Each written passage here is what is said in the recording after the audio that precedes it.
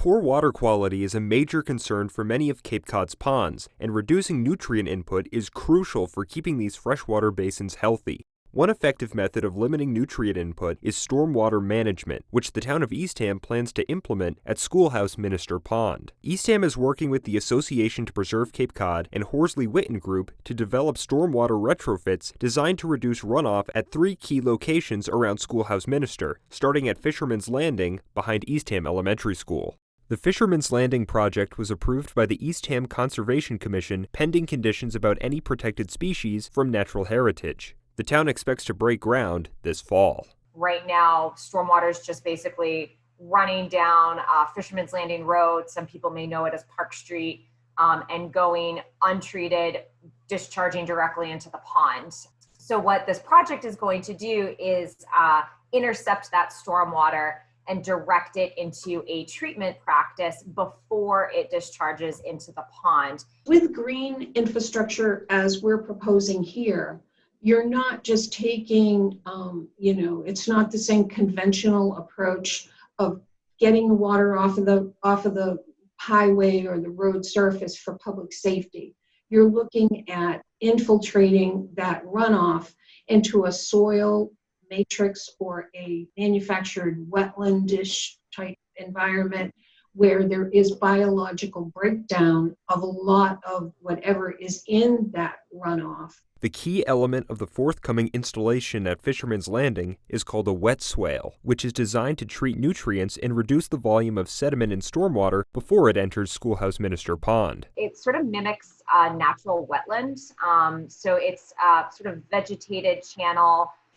It's called wet swale because we are going to be digging down to the same elevation as the pond, the average pond elevation. So there's going to be a little bit of water in the wet swale throughout the year. Fisherman's Landing was an obvious starting point for the Schoolhouse Minister Pond Stormwater project because Eastham owns the land it plans to build on. As for the 2 other sites, the town needs buy-in from the Massachusetts Department of Transportation for a proposed Route 6 location, and buy-in from the Department of Conservation and Recreation and Nauset Haven Lodging Complex for a Cape Cod Rail Trail location.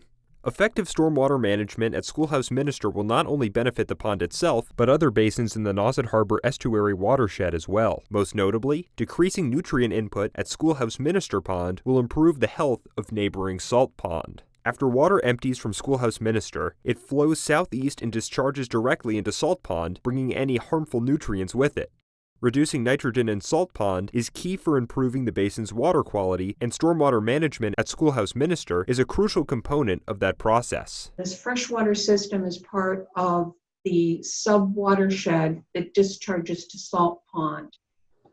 That is the focus of our wastewater planning effort at this time because Salt Pond is critically impaired. Stormwater management at Schoolhouse Minister Pond is part of a larger pond action plan the town of Eastham developed in 2011 to identify and create remediation strategies for the municipality's most impaired ponds. In addition to Schoolhouse Minister, Eastham developed plans for 2 larger freshwater basins, Herring Pond and Great Pond.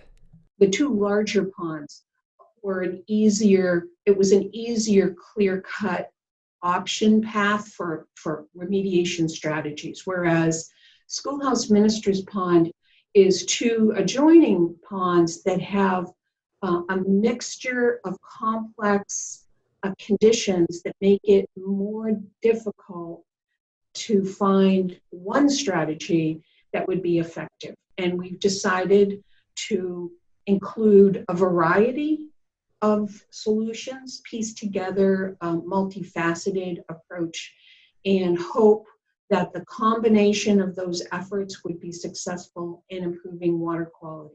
The 5-step clean water plan at Schoolhouse Minister includes invasive species control through the treatment of Phragmites, aquatic plant management through hydroraking, aeration to increase dissolved oxygen and stabilize nutrients in the soil, phosphorus inactivation through aluminum sulfate treatment, and finally, stormwater management to reduce the source input of nutrients, starting with the project at Fisherman's Landing. Honestly, it's a pretty small, straightforward project. It's not an expensive construction project, and we have the ability to use our DPW, so we can save money there as well. So It's definitely a worthy effort, and I think it's all part of the outreach, education, and just trying to reduce nutrient source contributions wherever we can.